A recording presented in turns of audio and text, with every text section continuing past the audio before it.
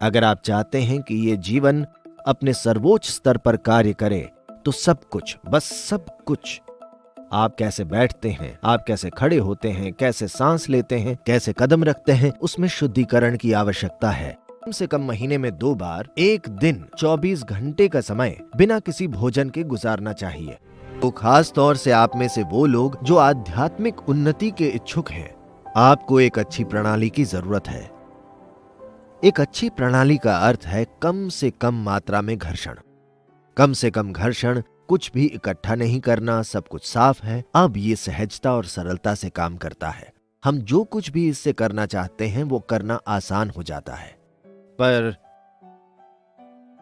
आज कई तरीकों से विचार में, भावना में, यहां तक कि मौखिक शुद्धता भी नहीं है। इसे वाक शुद्धि कहा जाता है, जहां इस देश में इस बात को बहुत बड़ा महत्व दिया गया कि आप किस तरह की ध्वनि का उच्चारण करते हैं और किस भावना से करते हैं। इससे आप अपने जीवन में चीजों को स्थापित कर सकते हैं। इस अर्थ में अगर मैं फूल कहता हूं तो फूल की सुगंध एक जीवित सच्चाई बन जाती है। असल में ऐसा होगा। पर आप में से जो लोग शिट शिट कहते हैं, You're doing this to yourself, just know this. आप ये खुद के साथ कर रहे हैं, ये जान लीजिए। आपके मन में, आपके शब्दों में जो ध्वनियां आप उच्चारित करते हैं और सुनते हैं, और अपने लिए और आसपास के सभी लोगों के लिए आप जिस तरह का वातावरण बनाते हैं, ये सब चीजें महत्वपूर्ण हैं। अरे ये सब क्या है, किसी ने मुझे ये नहीं बताया। जिन शब्दों को आप बोलते हैं, जो शब्द आप सुनते हैं, ध्वनियां, आप किस तरह की ध्वनियों का उच्चारण करते हैं, ये बहुत महत्वपूर्ण है।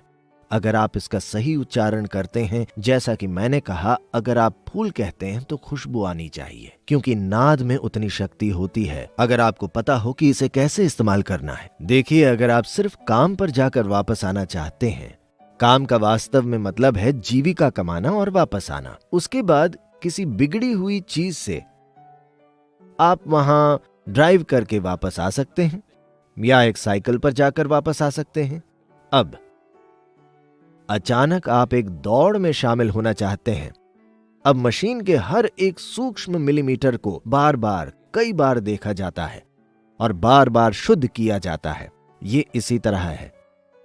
अगर आप चाहते हैं कि ये जीवन अपने सर्वोच्च स्तर पर कार्य करे तो सब कुछ, बस सब कुछ, आप कैसे बैठते हैं, आप कैसे खड़े होते हैं, कैसे सांस लेते हैं, कैसे कदम रखते हैं, उसमें शुद्धिकरण की आवश्यकता है, वरना ये उस तरह काम नहीं करेगा। जब आप साधना कर रहे होते हैं तो ये महत्वपूर्ण है कि आप कुछ ऐसा खाएं जो आपके भीतर चिपके नहीं, ये निकल जाना चाहिए। जब उसका काम पूरा हो जाए, उसका एक कण भी अंदर नहीं रहना चाहिए, उसे बाहर निकलना चाहिए। तो आप खुद को कैसे शुद्ध करते हैं?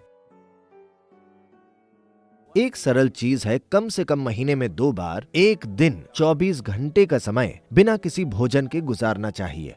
सिर्फ पानी। ये यहाँ मौजूद हमारे ब्रह्मचारी और यहाँ कई दूसरे लोग हर एकादशी के दिन ऐसा कर रहे हैं। ऐसा करने के लिए वो दिन सबसे अच्छा भी है। और 24 घंटे मतलब आज शाम को आप खाते हैं और अगला भोजन अगले दिन शाम को लेते हैं और सिर्फ पानी पीते हैं।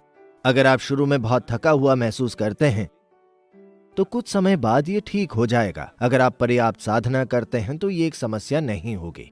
इसके अलावा अगर आप थका हुआ महसूस करते हैं तो आप उसमें एक नींबू निचोड़ सकते हैं और आप उसमें एक चम्मच शहद भी मिला सकते हैं। यह आपको चालू रखेगा। महीने में 2 बार ऐसा करना और नियमित रूप से अपनी साधना करना सुनिश्चित करेगा कि शरीर साफ है। लेकिन शुद्धता पर आने का सबसे सरल तरीका है आनंद की अवस्था में होना।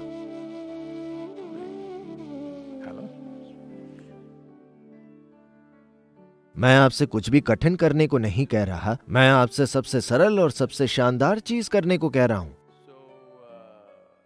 तो ये एक सरल तरीका है, क्योंकि आज हमें कोई वैज्ञानिक साक्ष्य नहीं चाहिए, प्रयोगशाला विज्ञान का साक्ष्य। पर आज विज्ञान के प्रयोगात्मक साक्ष्य भी हैं कि जब आप आनंद में होते हैं, जब आपका अनुभव मधुर होता है, तब शरीर की क्रियाएं कैसी होती हैं, ये किस तरह काम करता है, कैसे ये रासायनिक रूप से बहुत शुद्ध हो जाता है। क्योंकि मानवीय अनुभव कई तरीकों से आपकी केमिस्ट्री में आधारित है।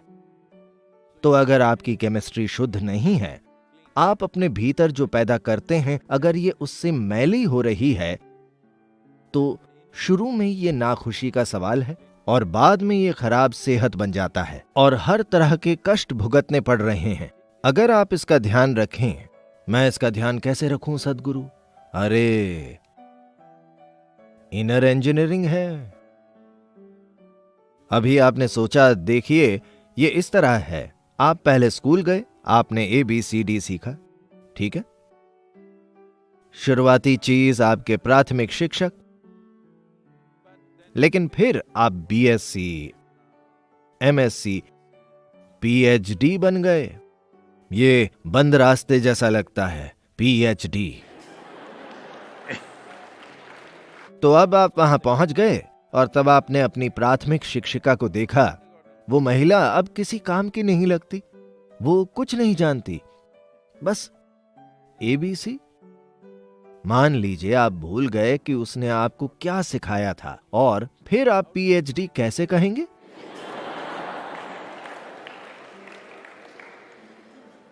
तो जीवन के अलग अलग चरणों में अलग अलग चीजें आएंगी, पर यह बहुत बहुत जरूरी है कि बुनियादी चीजें नष्ट न हों।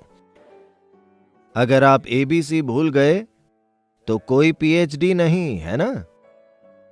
यह ऐसी ही चीज है। तो इनर इंजीनियरिंग के 5 पहलू खुद को एक क्रैश कोर्स कैसे दें? अगर आपको दिन में 1 बार इसकी जरूरत है तो 1 बार करिए, अगर 2 बार इसकी जरूरत है तो 2 बार कीजिए, अगर आपको 24 बार जरूरत है तो 24 बार कीजिए, अगर 24,000 बार जरूरत है तो 24,000 बार कीजिए। खुद को इनर इंजीनियरिंग के 5 बुनियादी सिद्धांतों की याद दिलाइए। आनंद में रहने का ये एक सरल तरीका है।